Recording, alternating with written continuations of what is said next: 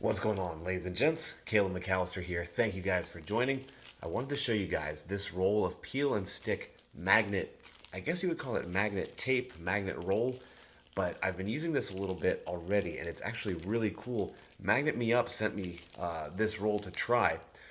There's a couple of things that I've been actually really impressed about with it. So the idea is you can use this to stick anything that you want to attach a magnet to, so you can attach it to your fridge or wherever. So for example, a lot of the notepads that I get don't have anything sticky or magnetized on the back of them to hold them to the fridge when I want to write shopping lists, etc.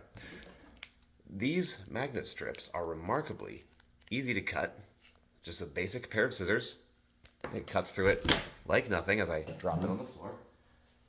And all we have to do at this point is peel this white backing off.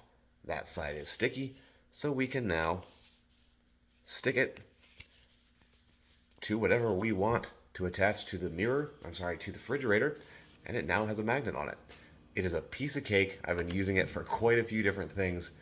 It's honestly a breeze. Check it out, guys, at the link below. Thank you all for being here. I appreciate it. I hope you have a fantastic rest of your evening, and I will see you next time. Take care, everybody.